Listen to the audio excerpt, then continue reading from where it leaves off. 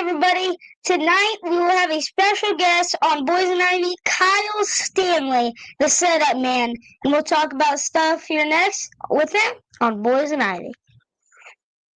Welcome to the Boys and Ivy Chicago Cubs podcast.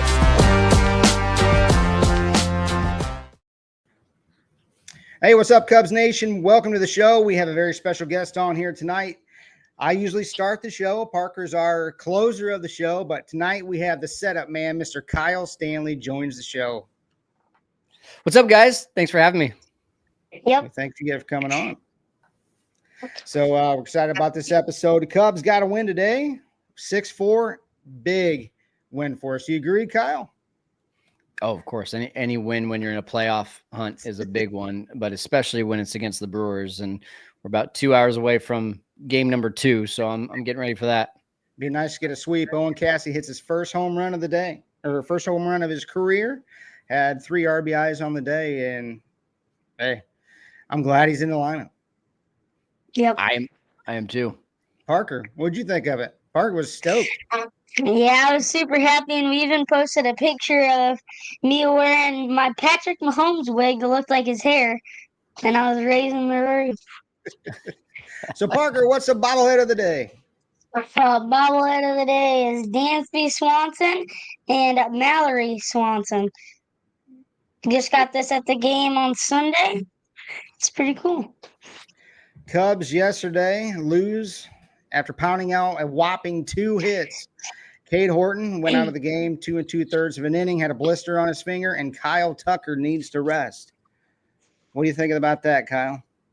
Yeah, I'm not surprised at all. I mean, I think he's been injured since probably early June, and then something happened in July that made it worse. I think it all has to do with that finger. I don't think fouling a ball off his knee helped out at all either. I mean, you even heard Pat Murphy on 670 The Score, or was it ESPN 1000, one of the two, today say, I think that Kyle Tucker is hurt, and that's not even someone in our organization. That's the Brewers head coach, manager, I should say.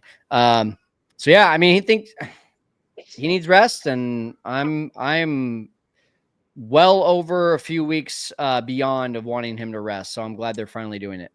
Yeah, it's been tough to watch. Obviously, us as Cub fans get super frustrated watching it, but I think what gets it for me is the body language of some of these guys.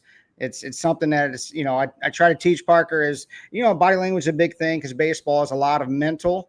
And once you lose it mentally, it's very tough to regain your composure, get back in the box, and especially hitting big league pitching. I mean, you've got to have some confidence in yourself, and I just don't see that out of the team right now. Would you agree?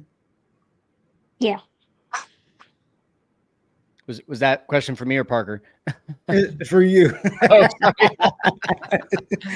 Oh, I mean, it all kind of compounds, right? And I got to imagine, you probably are looking at this, and a lot of Cubs fans are like, well, why didn't they IL him? Me being one of them. But also there's this, what's the word? They just, as a Major League Baseball player, when someone is working through an injury, there's a level of, gosh, I wish I had the word right now. There's just a level of respect you have for that person of like, they want to go out there and they want to keep on performing, even though they're hurting. But then it doesn't get better. It maybe even gets worse. And then you start to see like, okay, now it's getting in their head. And then it's just this like snowball going down a hill of like, is it mental or is it physical? Is it both? Is it neither? And it's tough to watch. It's really tough to watch because he cares. I mean, he wouldn't be throwing his helmet and slamming down, his bat if he didn't care. Unfortunately, plus he might be losing a lot of money too. He's losing a ton of money. He's losing a ton of money. I mean, and that's you feel for the guy.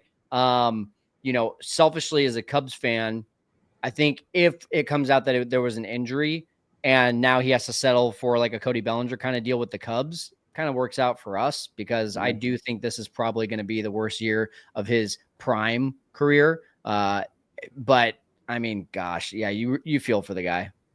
And Parker's, they're a part of our baseball season. You know, you have your ups and downs in the season, but you get your confidence level down. It's really hard to get yourself up sometimes. You just got to stay confident, right, Park?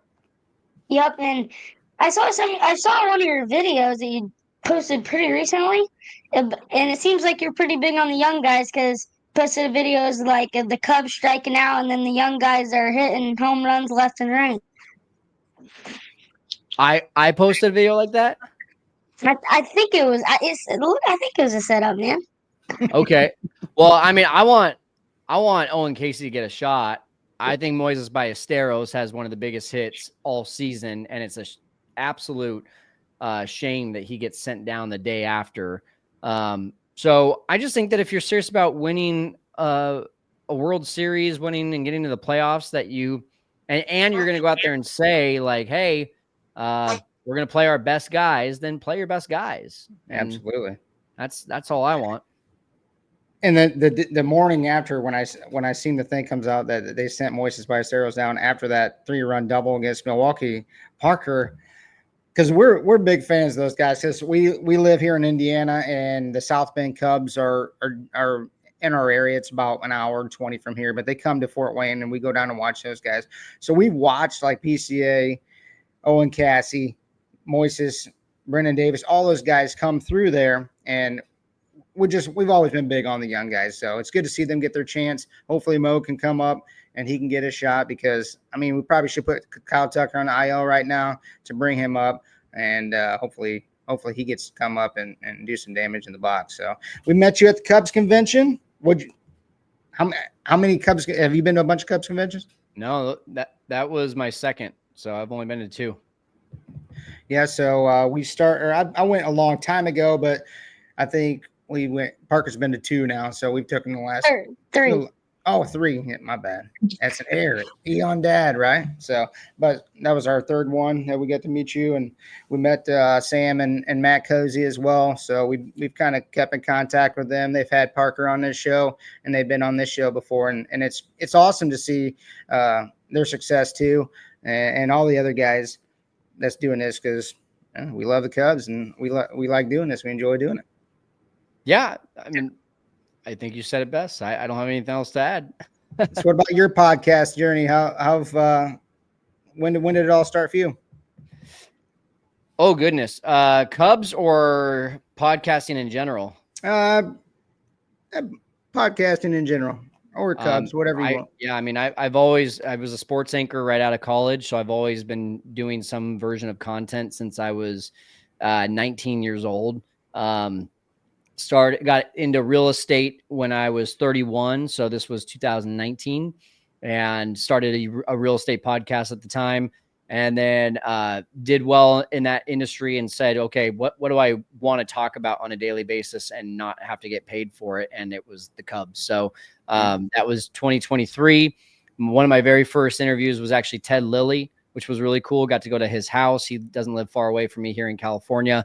And that kind of jump started the journey. And then right around December of 2023 was when I said, well, I want to do Cubs only, because I was kind of doing like all baseball type of stuff. But then I was like, no, I want to do Cubs only. And that's when things started to take off, and it's been fun. One thing about, being in sports is that you got to be opinionated. Not everyone's going to love your opinion. So you got to be thick-skinned as well.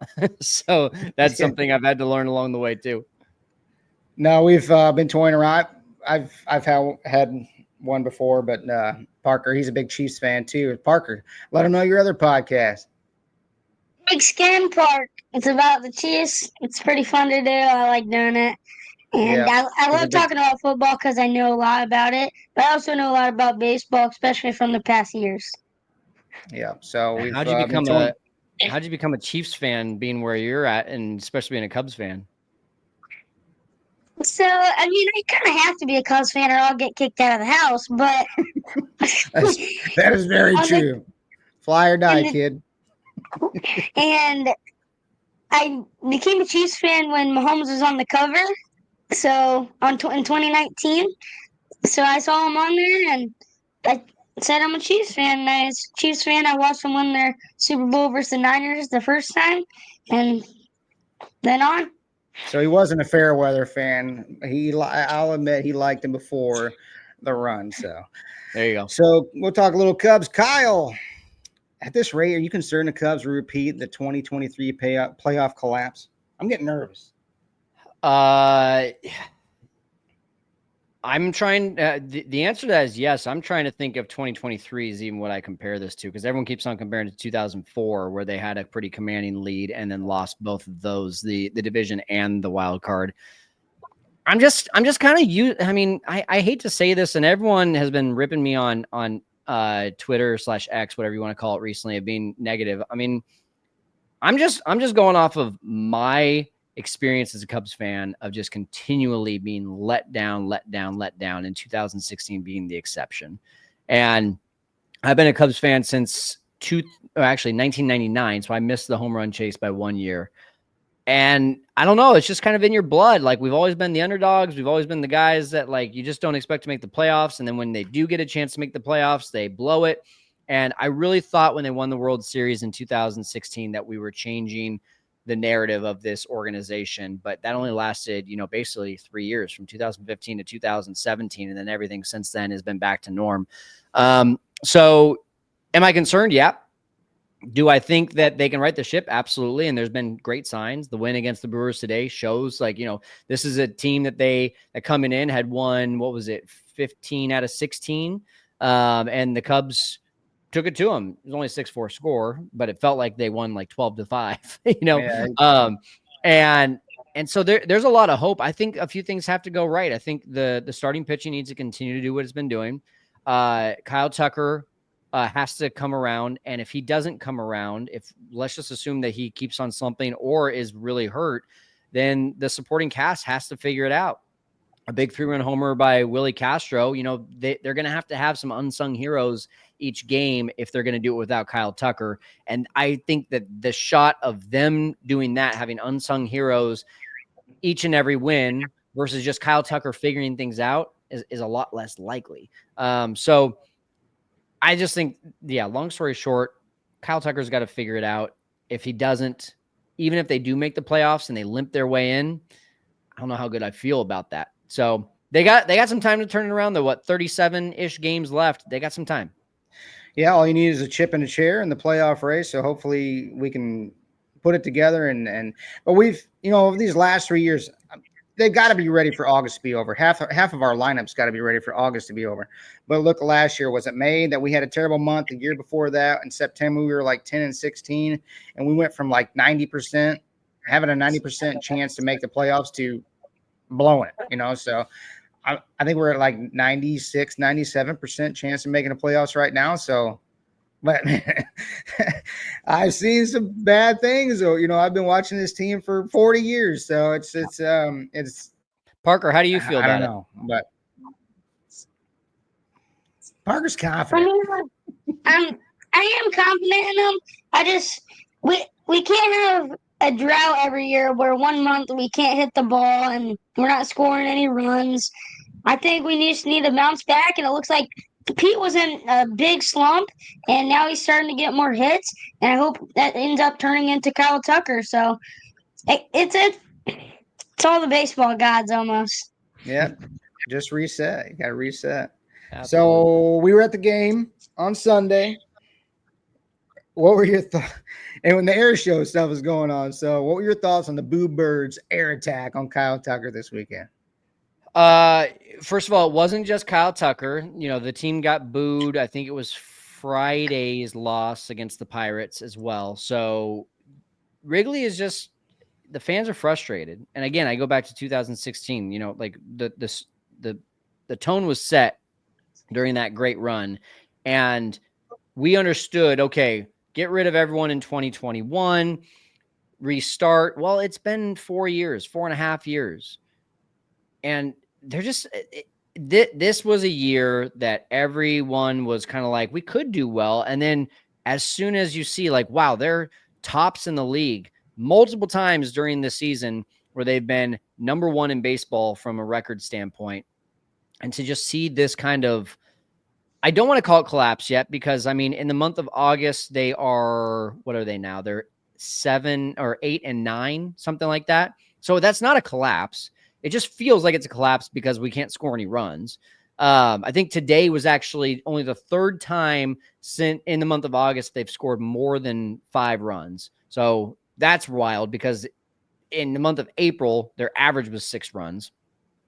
So everyone's frustrated, and I'd be frustrated too. I'm just not a boo kind of person. Now, Kyle Tucker not running out a ground ball, you're just asking to get booed at. Like that. Yeah, he barely. You're in a slump. Your team's not doing well. The whole team got booed on Friday, and then you don't run out a ground ball. If you're hurt, then sit on the bench. Don't not run out a ground ball. So I'm just not a boo person, but I can't say he doesn't deserve it, and I can't say the team didn't deserve it on Friday either. Yeah, and we talked in pregame before this, but I've always been a big guy about respecting the game. And Park, you know, I always talk this, right? Yep. Gotta always run it out, no matter where it is. If you had a line drive back to the pitcher, he catches it, and you barely had to get out of the box, you still run all the way to first base. Yeah, you put pressure on the pitcher to make a play. Sometimes they throw it away, especially in 11U baseball, right, Park? Yeah. But just another thing, like even after that, he didn't run hard out of the box. Coming off the field, I mean, he was like practically walking into the dugout. So you just felt the tension around you within the fans. He's a superstar. We need this guy. We want to re-sign this guy, and hopefully he can get it together. But there was one thing in that game too, was this right here. Matt Shaw was clearly upset about getting pulled, and Owen Casey batting for him. We had thought at the game that, man, we probably should have pulled Tucker for that spot just because of that situation. What do you think about Matt Shaw? And I know Justin Turner came over and was kind of hugging him, talking to him, and you can tell he was clearly frustrated. What do you think of that?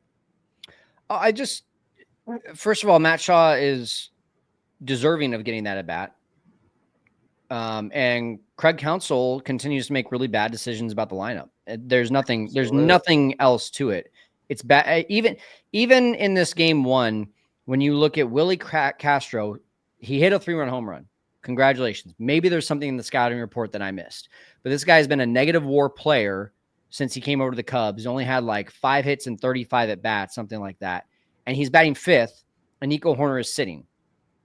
Yeah. I'm not a manager. I don't know. Is Nico dealing with a little thing on his toe and he needs to sit? Maybe he got under the weather. Maybe he had some food poisoning last night. Maybe Willie Castro came with some sort of energy today and Counsell was like, well, I didn't think I was going to put you in the lineup, but I am now. There's stuff that we don't see as fans. But when you're continuously making these decisions that all fans look at and say, what are you doing? You're getting paid $8 million a year. Then you better be ready to talk about why you made those decisions. Absolutely. So when Owen Casey in his major league debut in Toronto, his home country, is going to be batting, wouldn't you rather see Owen Casey bat 9th just to kind of take off the pressure and take things down a little bit? Instead, he's batting 5th. Matt Shaw in his major league debut is batting 5th. Matt Shaw, despite being the best hitter on this team, hands down in the second half, continues to bat 8th or 9th. And I just think at some point, these reporters, after the game, I know they have to keep a good relationship with Craig Counsell. They got to keep a good relationship with Cubs media. They got to keep a good relationship with the players. But at some point, someone's got to raise their hand and be like, who's giving you these lineup decisions? Because as fans, we don't get it. We don't get it.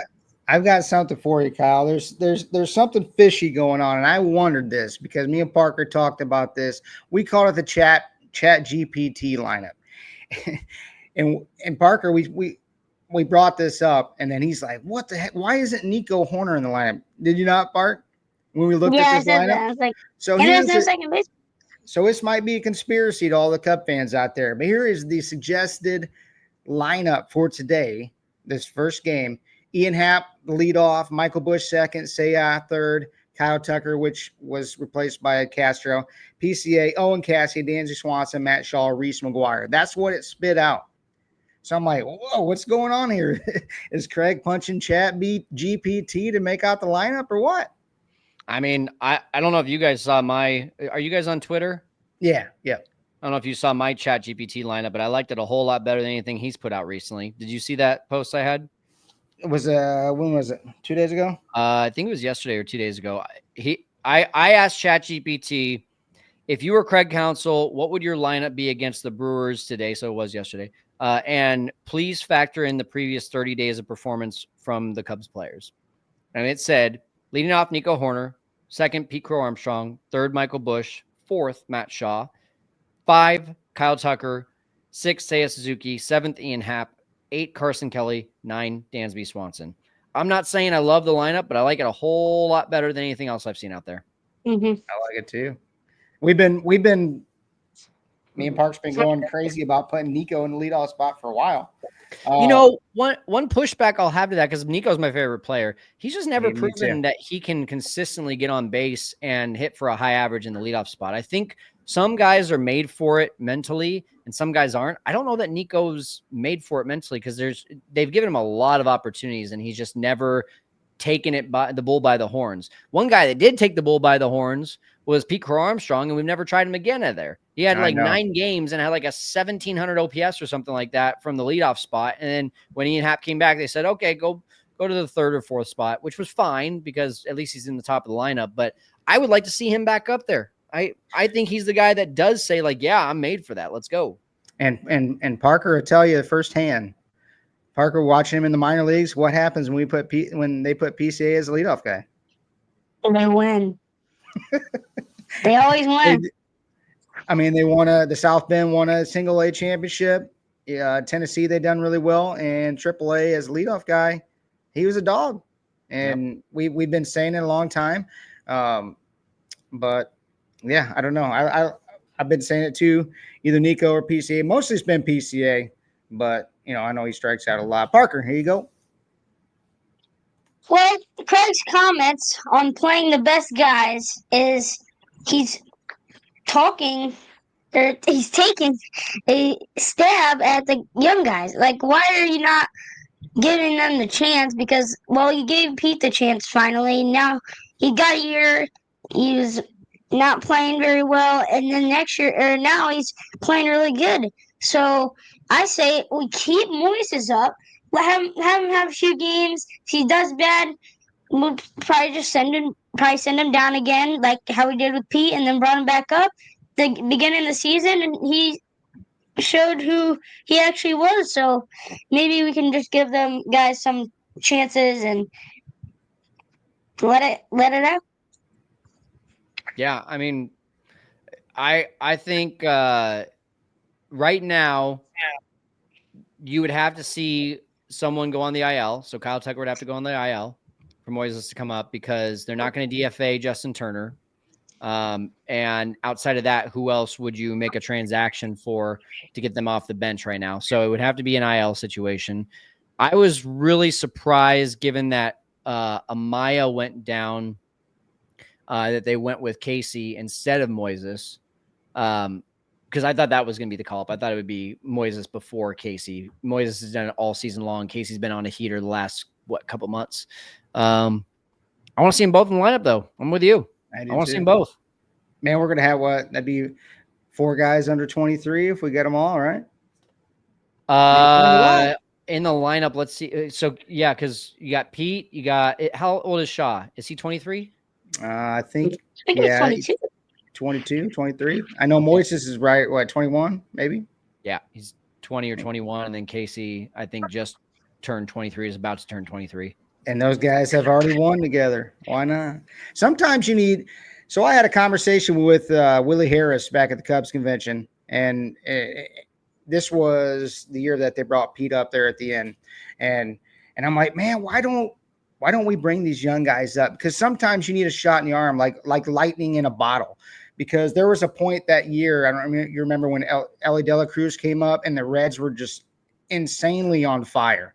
So my thing to him was, why don't we do that? Get it with some of these young guys up there to maybe throw a jolt in the lineup. And this may be what happens with Cassie or Ballesteros or any of the guys like that. Maybe it throws a jolt in our team and gives us a spark. And he was like, so you want us to throw a young guy in a pennant chase? And I'm like, yeah, absolutely. Throw him in there. Why not? I mean, so I mean, Well, in sometimes I think you can get lightning in a bottle. in 23, what do you had to lose, right? I mean, they were going down, the ship was going down, so you might as well try something crazy. So I'm with you on that. I liked the way that they did Casey this time around. I would have probably pulled him up a couple weeks earlier, but again, it just comes down to like which roster move do you make. They should have probably IL'd Kyle Tucker a while ago and then brought up Casey. But I do like it because they got a 4.5, 5-game lead in the wild card. They put him into the lineup, and he's able to not have so much pressure. I didn't understand why he didn't get a single start against the Pirates, yet he's got back-to-back starts. Well, no, did he start yesterday? Yeah, he's got back-to-back starts against the Brewers. Again, like, what are we doing? but in the biggest series of the year, right? Yeah, but I mean, I think the Cubs have proven this is a bigger issue, Jason. Like the Cubs have proven that they're just not good at developing young players, and they just rely so much on these players to come up and start performing when they. The example I always use is Christopher Morel. Came up in 22, lit the world on fire, looked great, and then in 23.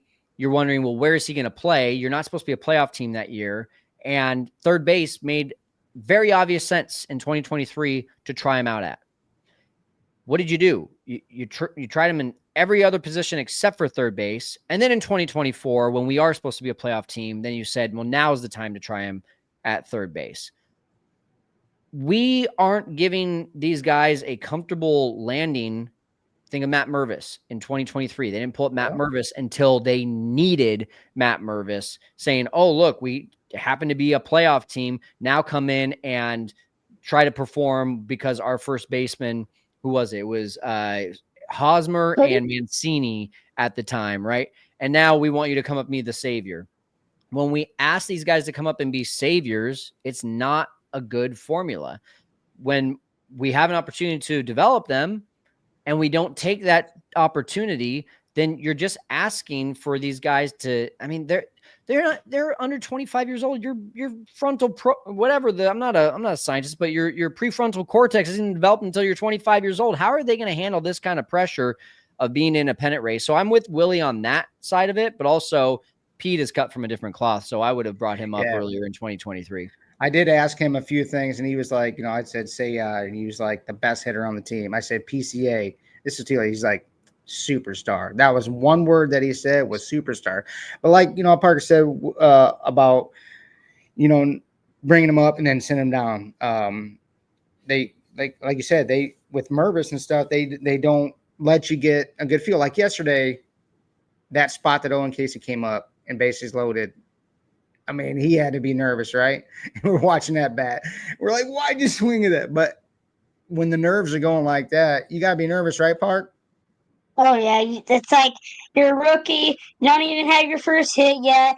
Everybody's counting on you. You're like, what do you do? And he just wanted to be that guy to hit it, get a base hit, give us the lead.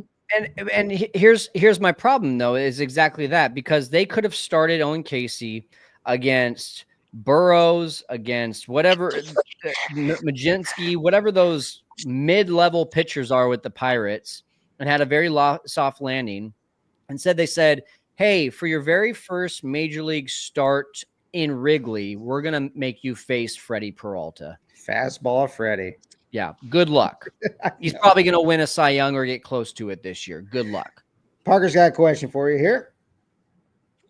Well, what would your lineup be, Kyle? And am I working off of the roster we already have, or am I allowed to put Moises in there? You're allowed to put Moises. You're allowed to put Moises. He's been on your show. He could be in your lineup, right? Yeah. Oh, okay. Let's go back to my tweet here. Don't quote me on this because I didn't have any time to prepare. I would put PCA leadoff. I would, assuming Kyle Tucker was healthy, but I'm not going to assume that right now. If you're just talking about like the next game with this lineup today, or if you were a Kyle Console right now, making out the 705 lineup, what would it be? My gut tells me Pete first, Nico second. Probably Bush 3rd, Seiya 4, Matt Shaw 5, Casey 6, Carson Kelly 7, Moises 8, Dansby 9. I like it.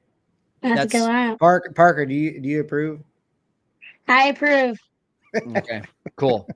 Brain fart of the weekend. What'd you think of this? We do a brain fart of the weekend on the show. Oh my God, Pittsburgh wasn't that decided to ridiculous? walk Ian Happ to get to Nico. I couldn't tweet fast enough, guys. I couldn't tweet fast enough. I literally was pressing send as Nico was hitting the base hit. I said that is a terrible life decision by the Pirates. What is going on?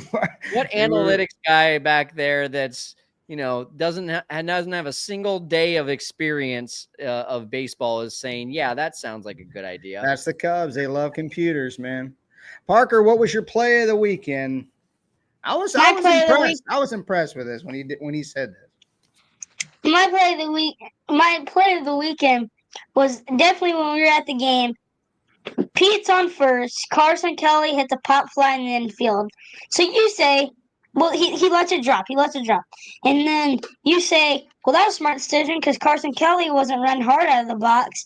And they could have threw maybe the second. If Carson Kelly still wasn't running hard, they could have got him at first, but you never know. But I said, that's also smart because you get Pete off the bases and now you have Kelly on first. That's great thinking on that. What about your Cubs play of the weekend? I can't remember back that far, so don't ask me the same question. Cubs play of the week. You know what? Maybe it's Brad Keller getting a save. For Andrew Kittredge? Yeah, there you go. Kittredge and Keller. It's a play of the week for 2 saves from guys when you got Daniel Palencia under the weather. Yeah, when we were there, we were like, what are they doing? Why are you putting Kittredge in the save? When you got a guy that can throw 102. I guess he was sick all weekend though. But he was back today throwing. So Parker came up with a nickname for him, and Cole Wright always uses it on the show. Parker, tell him what the nickname is for Daniel Palencia. Danny Smoke. Danny Smoke. I like it. So you said you didn't start watching the Cubs till 1999. So this guy is my all-time favorite player. I missed him by a couple of years. I got to watch him as a kid. Midwest, we're all Cubs fans. He's the biggest 23 in Chicago. I'm like a Jordan fan too, but this was my favorite, number 23. What were your thoughts on Sandberg? And did you get to meet him at the Cubs convention? I didn't. That's one guy that I would have really loved to meet. Yeah, I mean, it's heartbreaking, man. He gets over cancer. What was he, 65 years old? Yeah. Gets over cancer. I still can picture in my head he and his wife with him ringing the bell that he was cancer free. And then it was suddenly like, boom, just turn of a dime, it felt like, and it was back. And, you saw John Lester and who else? Someone else came out there that weekend and they're wearing the 23 jerseys. And you're just kind of like, you just kind of knew. Yeah, what's going on here? And then Joe from Obvious Shirts, post something cryptic as well. And he's really connected with the team. And you just knew just about any day, any minute it was going to happen. So it was, it was sad, man. Very sad. I didn't get to see Ryan Sandberg play because like you said, I didn't become a fan until 99. But when you hear about the way that he played, when you hear about just how long of a tenure he had with the Cubs, there's very few guys that are going to go down in this organization as competing with Mr. Cub, Ernie Banks. But I think that's one guy that would come close to it. And it's, life took him too soon. So it's sad. Absolutely. And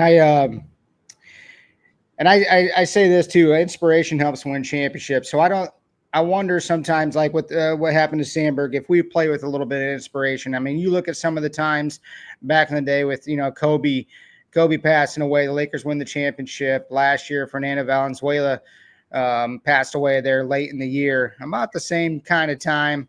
And Dodgers go and win the World Series this year. Sandberg, I wonder if we could dig deep and and be inspirational and hopefully come back and win this thing. Or then you got the Brewers up north with Bob Uecker. Yeah. So sometimes I wonder if the inspiration of people passing away can boost the team up and lead them to a championship. What do you think of that? Yeah, I don't know that I think that that way. It hadn't even crossed my memory yet. But I will tell you, I was very aware of when Christian Yelich during Players Week went 4 for 5 with 2 home runs with a Bob Uecker tribute bat. Oh yeah, and like when that Fernandez guy got killed down in Miami, who was the guy that hit the home run that never hits home runs? And it was Flash Gordon's son. Yeah, Flash Gordon. Didi Gordon, was that his name? Yeah. But no, I don't know. So hopefully we can win one for Rhino. Yeah, I'd like that for sure. I'm sure he would. So what are your predictions at the end of the year? We're gonna make it? Are we gonna win it? I think we're gonna win the whole thing. You think we're gonna win the whole thing? I think you're high. I might be. But hey, so Parker, there's a tell too on PCA's arm. What numbers he got on there? On his tattoo, Parker. Say what's his tattoo, Parker? On his right here. Does he have right? What's that? Does he have number 25 on his arm? Yeah, he's got number 25 on his arm. Oh, for 2025. Okay. Yeah, let's go. Let's go. Hey, if it comes true, Kyle, we're referencing. Listen, I'm just gonna quote Jed Hoyer and say I hope that we exceed expectations. And jeez, oh please. I would say no doubt a week ago, no doubt in my mind. I would say I know we're gonna make the playoffs. I'm very confident in that. It's just tough, man. I mean, you look at every single starting rotation the Cubs would have to go up against against the National League, and our top 3 guys just they don't play in the same league, except for recently Cade Horton. That's been really fun to watch. No. So yeah, that's the only thing, is that the offense would have to be playing like it's April again, and they would have to go on a really good run, and I think that's possible, but I'm not going to put a bet in Vegas about it. All right. But anyway, as the starter of this show, and this show we had the setup man, and Parker's going to be our closer. We'd like to thank Kyle for coming on to this show. It's been a treat to have you on. It was cool meeting you up there at the Cubs convention. The best way you can get us to help us grow the show is by hitting a like, comment below anything that you like from this show, and hit that subscribe button. But like I said, as a starter, I want to thank you for coming on. Kyle, you got anything for us? And then I'll bring in Parker Palencia to close it out after you're done. Let's bring in Parker Smokes. I got nothing else to say. Thanks for coming on, man. Well, thank you. This is Boys and Ivy. See ya. See ya.